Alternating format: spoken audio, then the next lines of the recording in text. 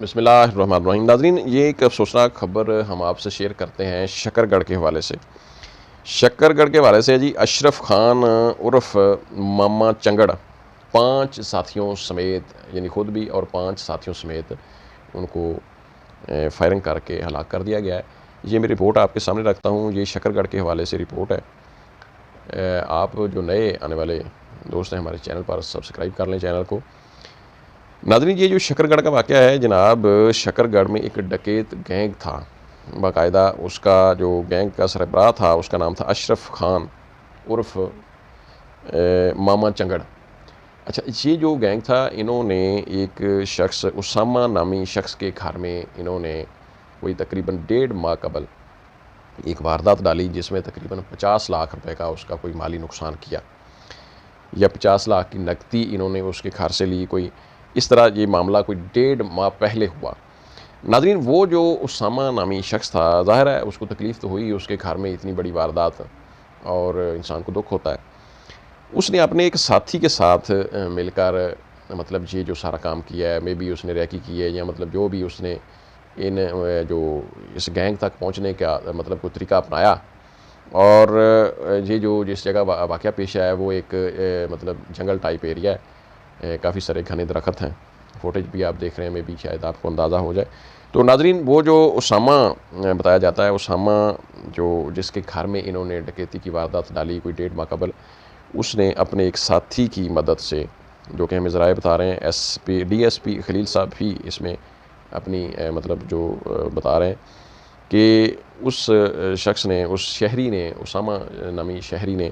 اپنے ایک ساتھی کی مدد سے ان مطلب ڈکیتوں کے حوالے سے وہ پہنچا اور اس نے فائرنگ کی، اور اس فائرنگ کے نتیجے میں انہوں نے جو 2 لوگ تھے جو بتائے جاتے ہیں، ابتدائی رپورٹ ہے، تو انہوں نے مطلب یہ جو فائرنگ کی ہے اس نتیجے میں یہ 6 لوگ انہوں نے موقع پر ڈھیر کر دیے۔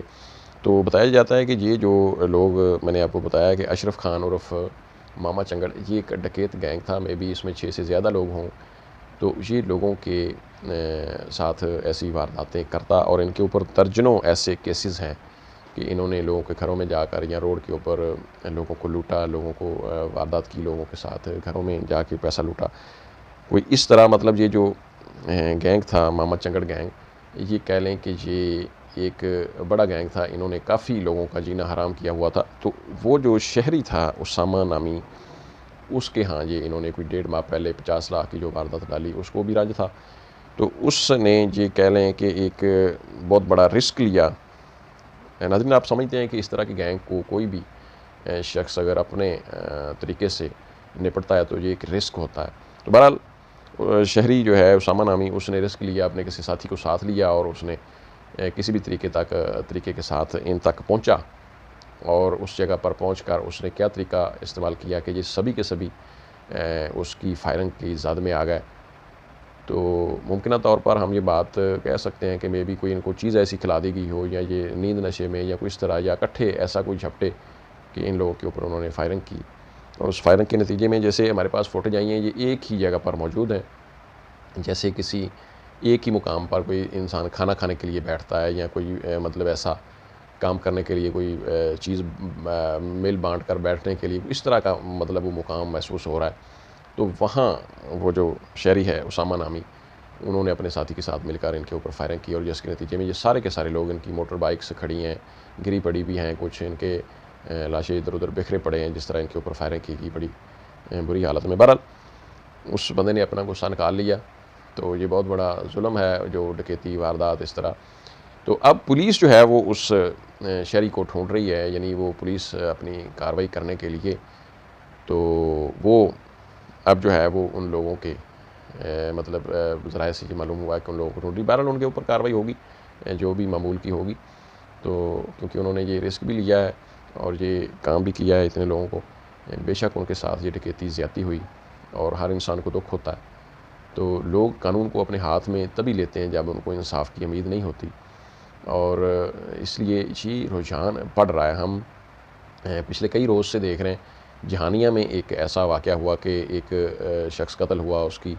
بیوی بیٹی اس کے کیس کے حوالے سے عدالت میں آئیں تو وہاں ان کو قتل کر دیا گیا۔ سمندری میں اسی طرح ایک شخص قاتل بتایا جاتا ہے، کوئی اس نے باپ بیٹے کو قتل کیا، اور اس حوالے سے وہ پیشی پر آیا ہوا تھا، جیل سے اس کو پولیس لے کر آئی، ہتھ کڑیاں لگی ہوئی تھیں، تو مدعی پارٹی کی طرف سے ایک شخص نے اس کے اوپر فائرنگ کی اور موقع پر جاں بھاگ۔ تو یہ ناظرین ہوتا ہے اس طرح، اس لیے ہوتا ہے